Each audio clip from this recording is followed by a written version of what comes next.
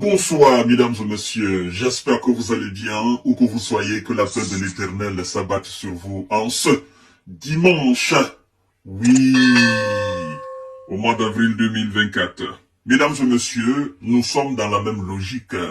Oui, la logique de décortiquer les informations de la géopolitique et de la géostratégie.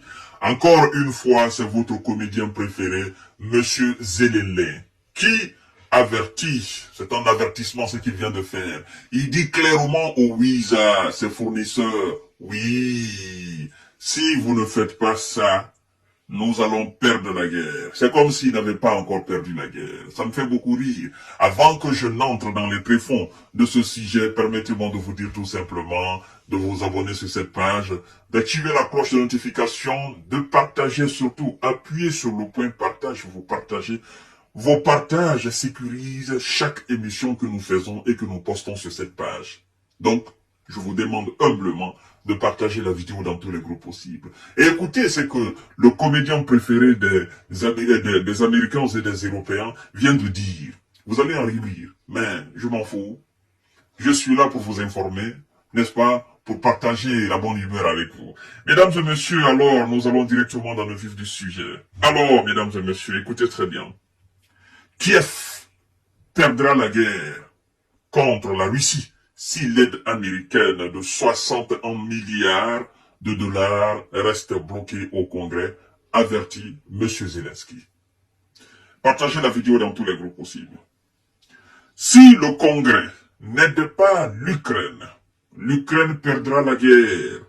En résumé, le président ukrainien, dimanche, cette aide voulue par la Maison-Blanche est refusée par le parti républicain et les soutiens de M. Donald Trump. Si Kiev ne reçoit pas les 60 milliards de dollars, Kiev perdra la guerre. Vous avez entendu?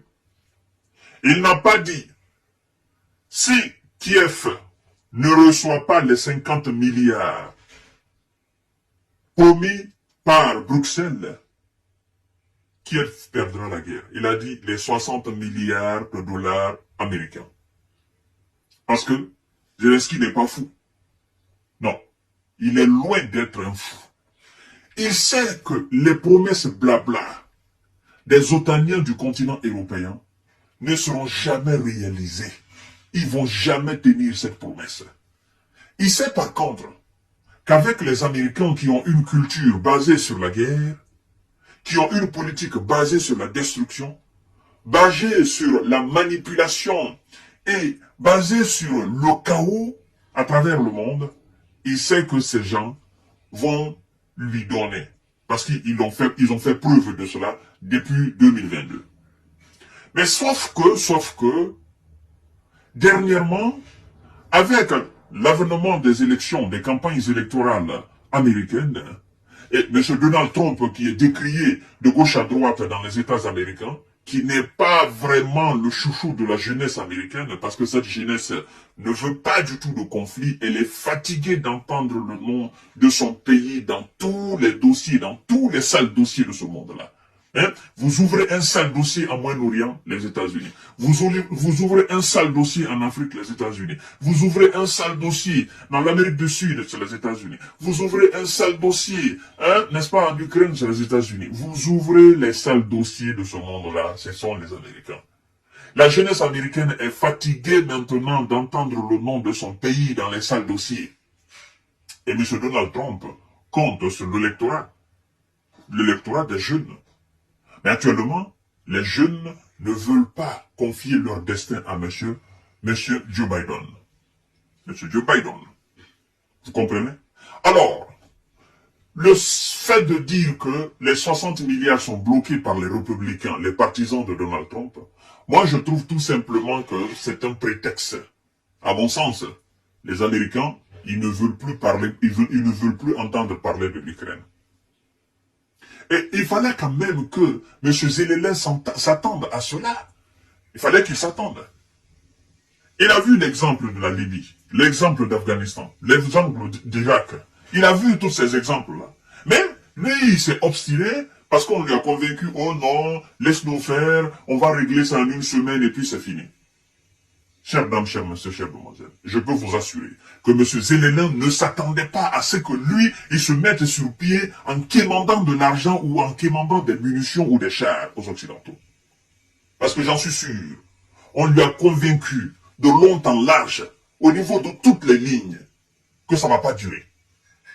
Ça ne va pas durer et qu'ils vont mettre rapidement la Russie à genoux et que son pays va directement intégrer l'OTAN. J'en suis sûr. Il ne s'attendait pas. C'est pourquoi il est actuellement sur ses nerfs. Je dis, mais tout ce que nous avons dit dans l'ombre avant le déclenchement de cette affaire, mais vous êtes en train de faire le contraire de tout cela. Et il faut que moi je me déplace. Je vais en France, je vais en Allemagne, je vais à Bruxelles, je vais à Londres, je vais à Washington, aller quémander. Il faut que je me lève pour aller convaincre vous qui avez initié l'affaire. Mais c'est pas ce qu'on a convenu. Il faut que vous vous acquittez de votre devoir. Votre devoir est de mettre la Russie à genoux en Ukraine. Vous avez vu tout ce qui s'est passé. Alors si on vous dit que moi, je vais perdre, mon pays va perdre, et puis tous ces militaires que nous avons formés vont perdre, banalement comme ça, et puis il n'y a pas de force en face de la Russie, mais c'est de l'humiliation. J'ai perdu mes hommes, j'ai perdu mes femmes, j'ai perdu mon territoire, j'ai perdu mon économie, j'ai perdu l'estime, j'ai perdu la dignité, j'ai tout perdu, et vous, c'est à cause de vous, j'ai tout perdu. C'est à cause de vous. Et aujourd'hui, vous voulez me laisser? Alors, c'est que vous m'avez trahi. Mais, monsieur Zelensky, laissez-moi vous dire, en réalité, vous vous êtes trompé vous-même. Vous vous êtes trahi vous-même. Dans de telles conditions, au lieu de vous asseoir aujourd'hui, si les 60 milliards ne viennent pas, nous allons perdre la guerre. Moi, à votre place, avant le début des hostilités, je demanderai à tous mes soi-disant alliés, qu'est-ce qu'il faut réellement pour gagner cette affaire? Parce que si la Russie venait à lancer l'opération spéciale militaire, rien ne va les arrêter. Mais qu'est-ce qu'il faut réellement pour mettre ces gens à genoux? Qu'est-ce qu'il faut?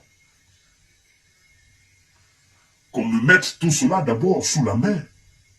Que je sois en possession de tout cela. Ou que tout cela soit emmagasiné quelque part. Où je n'ai pas à quémander. Je serai seulement là à les prendre.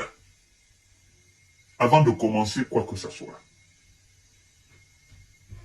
On a peint les murs de son palais présidentiel en couleur d'or. Et en couleur de char. On lui a dit, bon, tu n'as qu'à appuyer seulement sur le bouton, les chars vont venir à gogo. Tu appuies seulement sur ce bouton-là, les munitions vont descendre à gogo. Tu appuies sur l'autre bouton-là, et puis les avions de combat, tu appuies sur l'autre bouton-là, les soldats vont venir. Tout viendra comme ça à gogo. Tu n'auras même pas besoin d'aller, non, tout viendra. Malheureusement, il a assez appuyé les boutons dans son palais et rien ne vient. Et donc, il sort aussi pour demander et rien ne sort. Et il est dans un désarroi total. À son grand étonnement, il se retrouve aujourd'hui avec une aide bloquée. Maintenant, la question est de savoir, Monsieur Zelensky, penses-tu que si le Congrès venait à débloquer 60 milliards de dollars, penses-tu que tu as la capacité de battre la Russie? C'est ça. C'est la question des républicains. Nous pouvons débloquer. Mais quelle est la certitude? Quelle certitude peux-tu nous donner qu'avec ces 60 milliards, tu es capable de battre la Russie? Il faut que tu nous rassures, il faut que tu nous donnes un élément qui peut nous certifier, qui peut nous rassurer que nous n'allons pas débloquer les 60 milliards comme ça avec elle. Tu as quelle certitude, Sébastien? Il ne s'agit pas de dire oui, nous allons... Mais tu as quelle certitude? C'est ça, en fait. Ceux qui sont haut placés là, qui réfléchissent, qui analysent, qui connaissent la qualité militaire de la Russie, ceux-là, ces Américains-là, qui sont dans l'espace et qui ont des services d'espionnage de gauche à droite, eux, ils savent que même si on te donne toute l'économie des États-Unis, tu seras incapable de battre la Russie. Et même si on te donnait tout l'armement de la Russie, des États-Unis, tu seras incapable de battre la Russie. Ça sera la destruction totale. Tu vois, c'est pourquoi on refuse de débloquer les 60 milliards de dollars. Mais tu refuses de comprendre. Pourtant, c'est aussi simple. C'est aussi simple. Tu refuses de te rendre à l'évidence. Pourtant, la vérité est devant toi. Voilà. Mais finalement, tu vas accepter tout ce que nous avons dit, la négociation. Tu vas accepter. Tu ne veux pas entendre, tu vas accepter. Tu vas te rendre compte de cela, tu vas accepter. À tout à l'heure pour notre série d'informations de décortiquage. Partagez la vidéo dans tous les groupes possibles. Abonnez-vous sur cette page et activez la cloche de notification pour ne plus rater mes vidéos. Abonnez-vous aussi sur ma chaîne YouTube.